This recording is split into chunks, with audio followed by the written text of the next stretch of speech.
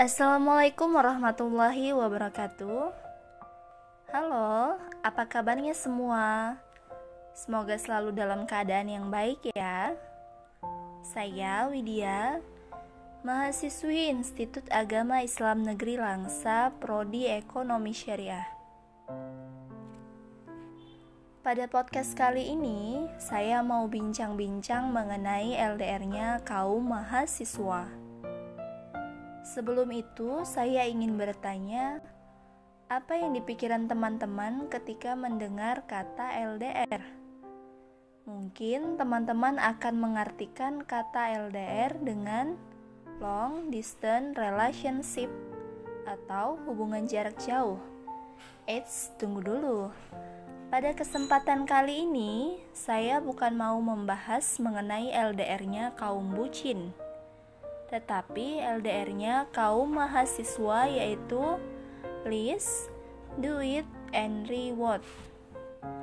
Mahasiswa, maha dan siswa. Saya rasa kata mahasiswa tidak akan sebercanda itu. Mengapa? Karena yang sebelumnya kita adalah seorang siswa, kemudian ketika memasuki dunia perkuliahan, kata siswa tersebut ditambah dengan kata maha, sehingga menjadi mahasiswa. Mahasiswa, maha yang berarti tinggi, dan siswa yang berarti subjek pembelajaran. Jadi ketika kata tersebut digabungkan, apakah artinya menjadi seorang pelajar tertinggi?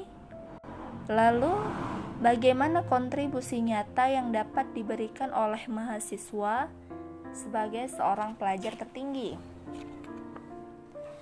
Seperti yang saya katakan sebelumnya, yaitu saya akan membahas mengenai LDR-nya kaum mahasiswa. LDR, list, do it, and reward. Yang pertama yaitu list. Sebagai seorang mahasiswa, hendaknya dapat memanajemen waktu yang dimiliki, sehingga dapat bermanfaat bukan untuk orang lain, tetapi untuk diri sendiri terlebih dahulu. Caranya dengan membuat daftar list tentang tugas-tugas sebagai seorang mahasiswa yang harus dikerjakan. Lalu buat list mengenai kegiatan yang dapat mengasah kemampuan yang dimiliki. Setelah itu buat list untuk tujuan yang ingin dicapai, beserta waktu yang dibutuhkan untuk mencapai tujuan tersebut, sehingga dapat memotivasi diri untuk dapat bergerak lebih maju.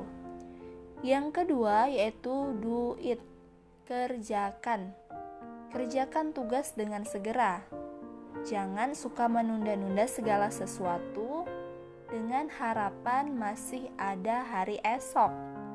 Mungkin banyak mahasiswa yang sering mengerjakan tugas dengan sistem SKS, bukan satuan kredit semester dari kartu rencana studi ya, tetapi SKS, sistem kebut semalam, yaitu mengerjakan tugas ketika deadline. Alhasil, tugas tersebut harus dan terpaksa dikerjakan hingga siap dalam kurun waktu 1 malam. Padahal, tugas tersebut telah diberikan oleh dosen seminggu yang lalu. Jadi, do it, kerjakan segera wahai mahasiswa. Jangan sampai jadi mahasiswa dengan sistem SKS ya. Selain tidak bagus untuk kesehatan, karena harus mengerjakan tugas hingga begadang larut malam, bahkan hingga menjelang pagi sehingga begadang semalaman. Tugas yang dikerjakan dengan waktu yang terbatas, di mana mengerjakannya akan kejar-kejaran dengan waktu yang ada, sehingga hasil tersebut kurang bagus karena berpegang dengan kata yang penting selesai. Yang ketiga adalah reward, penghargaan, yaitu memberikan sebuah penghargaan kepada diri sendiri dengan menghargai segala usaha yang telah dilakukan. Reward atau penghargaan terhadap diri sendiri bisa dilakukan dengan melakukan hobi atau liburan sejenak untuk untuk menghilangkan penat dari segala aktivitas dan rutinitas sehari-hari yang melelahkan, atau memberikan reward kepada diri sendiri dimulai dari hal kecil, yaitu mensupport diri sendiri dengan kata-kata yang dapat membangkitkan semangat kembali. Contohnya seperti, terima kasih sudah mau berjuang sejauh ini, walaupun prosesnya tidaklah mudah. Berilah sebuah penghargaan terhadap diri sendiri dari segala pencapaian, baik yang berhasil maupun yang belum berhasil. Dan sebagai mahasiswa, hasilkanlah aura yang positif dengan mencintai dimulai dari diri sendiri. Saya bahas sedikit mengenai pertanyaan sebelumnya.